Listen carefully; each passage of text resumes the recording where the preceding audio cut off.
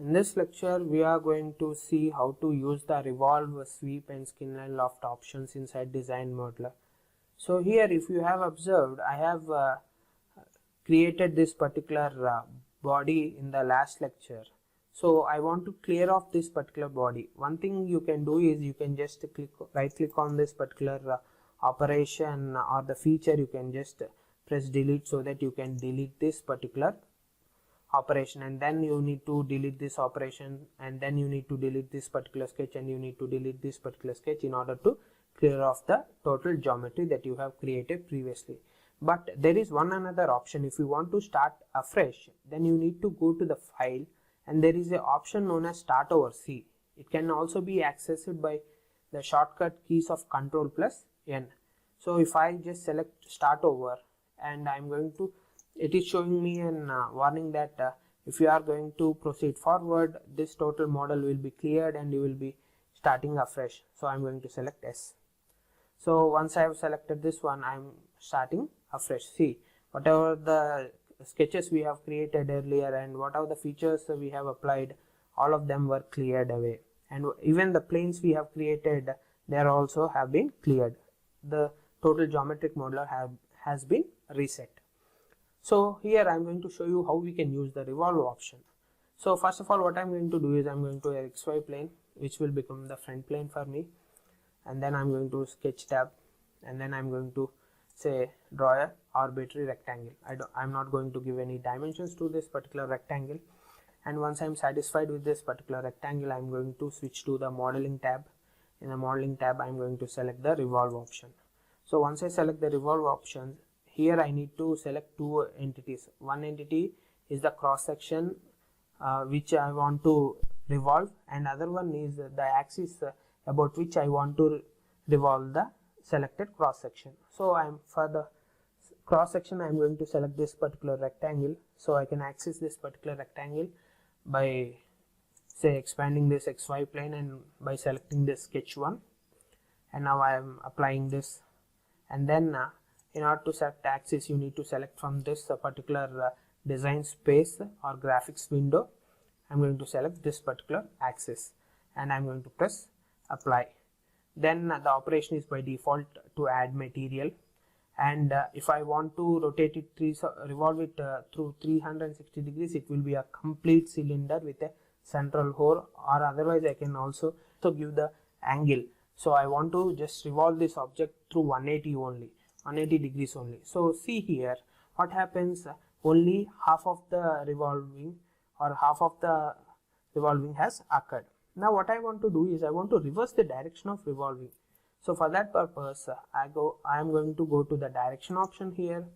I'm going to select reverse. So this particular option is present in all the options such as extrusion, revolve, sweep and skin or loft. So if you want to reverse the direction of the application of the feature, you can just select this reversed option from the direction option which is present here. So once you have reversed this particular direction of revolving, you can go, and if you want a thin surface, you can just select here S, and you can give the thickness. So invert thickness, I have given the invert thickness as 1 mm, and once I have done all these things, I can just right click and say generate.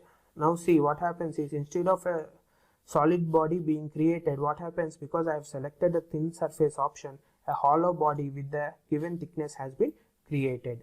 So this is how you can use the revolve option. Likewise, you can also create a body, and then you can say remove material from the body using this revolve option. Now what I'm going to do is I'm going to press Ctrl N, so that I'm going to start afresh, showing you how to use this sweep option. So I'm going to press yes. So once I have selected this one, I'm going to select the XY plane first, and then I will switch to sketching mode, and then I'm going to draw a simple rectangle, and once I draw the simple rectangle, then I need to select another plane on which I am going to create a path through which this particular rectangle will be swept. So I'm going to select the ZX plane, and then I'm going back to sketching mode once again. I'm going to select the line, and I'm going to create some line arbitrary length. It is of arbitrary length, and once I have finished this one, I'm going to switch to the modeling tab. And once I've switched to the modeling tab, I am going to go and select the sweep option here. So once I select the sweep option, so it is showing profile object must contain at least one chain. Don't worry, you don't need to worry about that particular warning. See here, for the profile, I'm going to select this particular rectangle which I have drawn on the XY plane. So I'm going to select this one and press apply. And once I applied this one, for the path, I'm going to select this particular sketch which I have created on the ZX plane. So I've selected this particular sketch and I'm going to apply. And all other options I'm going to leave it to default, and I'm going to right click on the sweep and going to generate. So once I generated, see, the sweep option has been applied. You can either creating a sweep for a straight line, you can use a spline to create pipes of different shapes and different bends. There you can use effectively the sweep. For just creating such sort of objects like this, you can simply use the primitive options that are present inside Design Modeler, or otherwise you can directly use the extrusion option. But this is only to show you how we can apply this sweep option. Then I'm going to once again press Ctrl N, and I'm going to start the model once again. So I'm going to press S again. Now here I'm going to show you how we can perform skin or loft. So first of all, what I'm going to do is I'm going to select the ZX plane, which will be my top plane, and I'm going to just go to the sketching and just draw a rectangle once again.